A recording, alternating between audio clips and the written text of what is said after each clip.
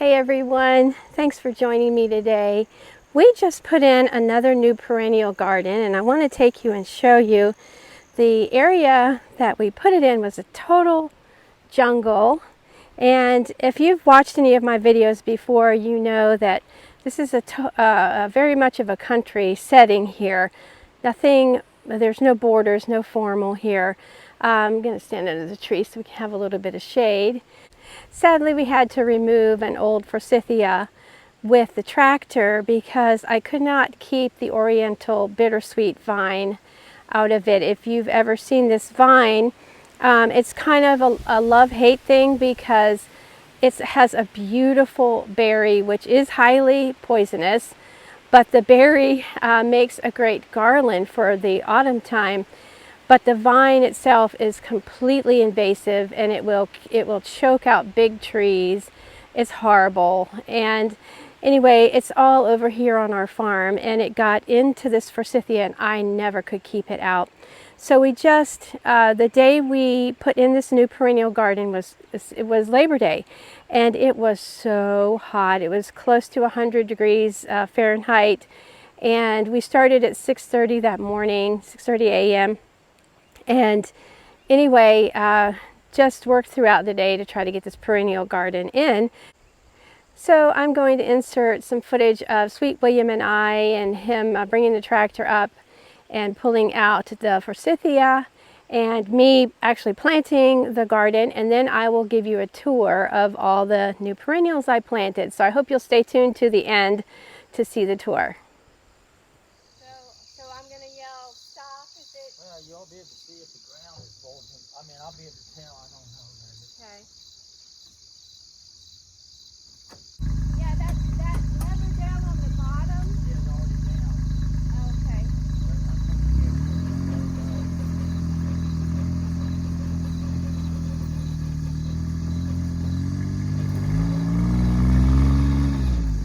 Not budging.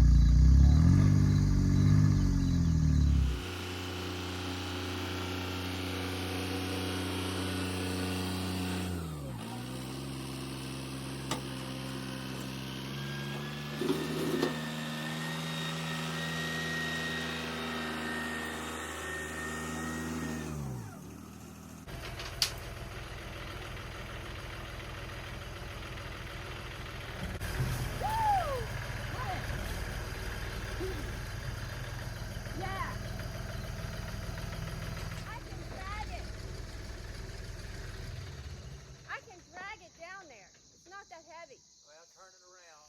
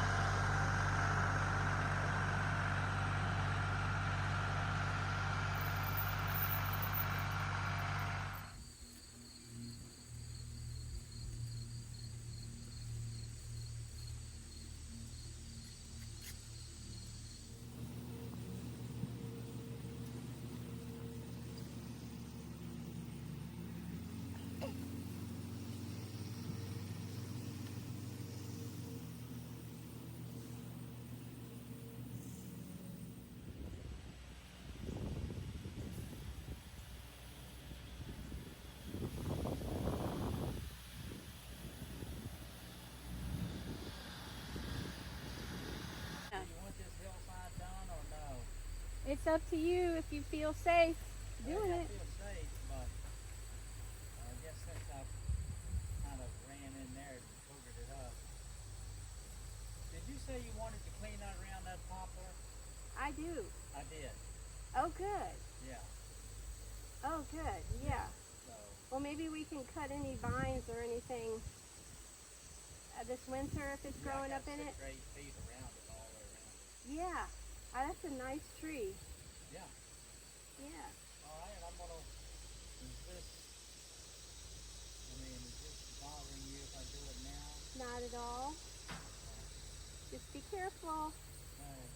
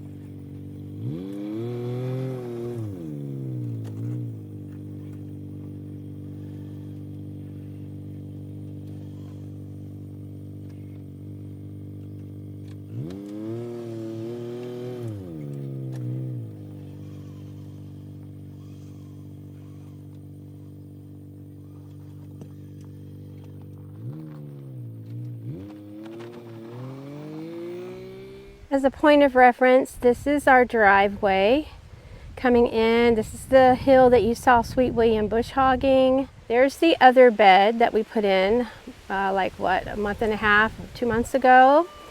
And here's the new bed where we took out everything, and we took out all the old, put in all the new. Now, when you put in a new perennial bed, or any kind of a new bed, but especially a perennial bed, you don't want to despise small beginnings, because the first year or two, it just takes, it just doesn't do its full potential. It takes a while. So you have to be patient. And you can see there that I lined the bed with rock from the farm here. I don't like to go all the way around and make a circle. For some reason, I just don't like the circle look. But I did do on the bottom here, and I'm walking down so I don't fall. It's really steep. I did do a double layer of rock here along the bottom side. And it looks like something has dug in here, or else that's my footprint. It's probably my footprint. We'll go through the plants real quickly. I put in some Echinacea here. Just the day I was putting this bed in, I saw the first monarch that I had seen on the property here, and I was so excited. So I did quite a few Echinacea. These are the, I think they call them the Ombré series of Echinacea. In the center there, I did Caryopteris, and I think if it had not been so hot the day that I did put this bed in, the Caryopteris would be blooming still, because it's a late summer bloomer. Anyway, I'm excited to see what that will do. Here you can see this false sunflower was completely choked out by everything else. This is a random Cosmo that got seeded in here. This is a Heliopsis, or a false sunflower, and I expect it to be much happier now that it has more room. I can cut it back, and in the springtime I'll give it some good fertilizer, and anyway, I think it'll be much happier. And the rock here is a rock that goes way under the ground. That's the reason why. There's a little bee working on the Echinacea. That's the reason why we planted that forsythia here in the first place, is so we wouldn't run into that rock. But there was also underground all that bittersweet root. Hopefully I got it all out. You saw me really working hard to get it all out. And then there's a rock ledge that goes, this is part of that rock ledge that goes under the ground. But then I added some more rocks here and there to help the soil not erode. I also put a top layer of compost, and that's what all of the darker is. This is a hoary skull cap that was in this bed, and I transplanted it.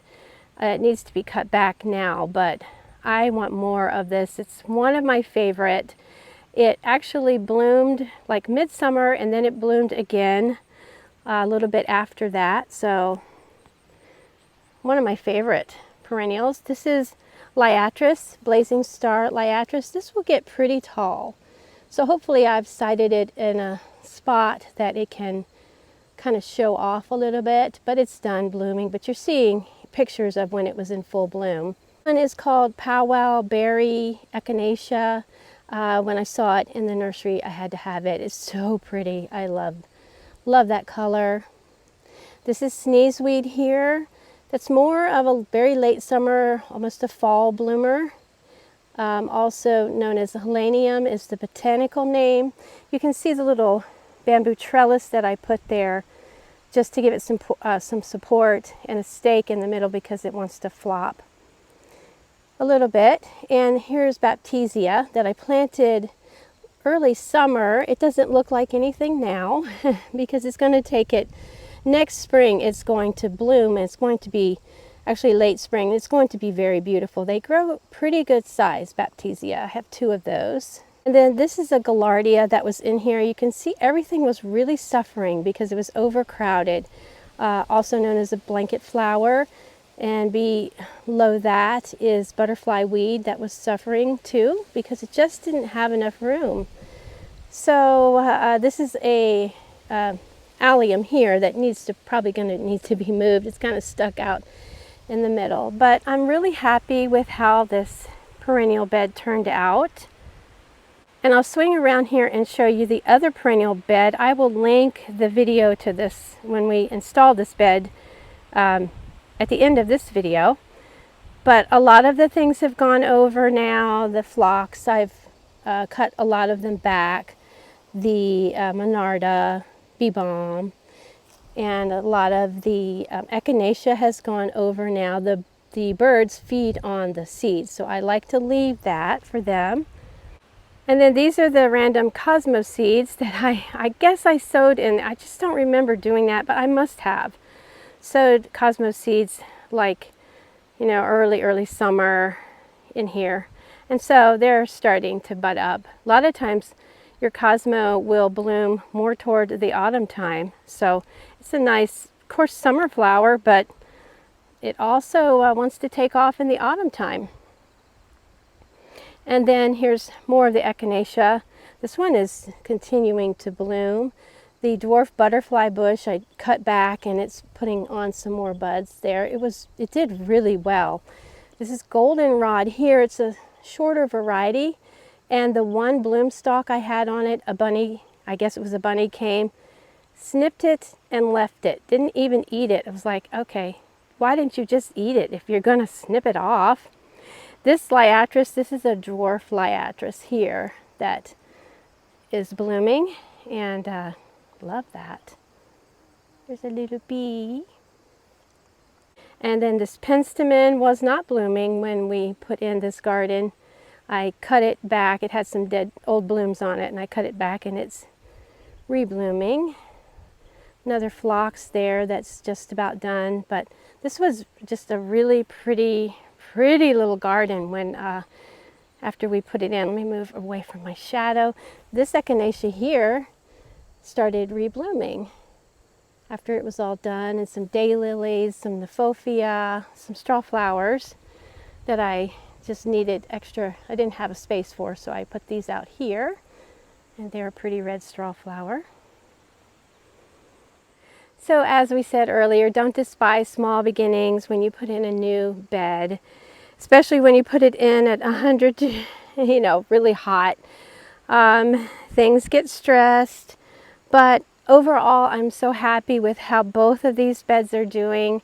And anyway, if you haven't subscribed already, if you've come across this channel, my name is Bobby. I really appreciate you being here, and I hope you'll consider subscribing, joining with us. And I hope you enjoyed this video and taking a look at a little bit of sweat equity, a lot of sweat equity, putting into these two beds. So, and I do want to say that I'm putting together a video of perennials that will bloom for the different seasons. Spring, summer, actually winter, spring, summer, and fall. So stay tuned for that. That's a couple weeks from now. I'm working on that. And until next time, friends, I hope you're enjoying the beginnings of autumn time. I sure am. We'll see ya. Bye.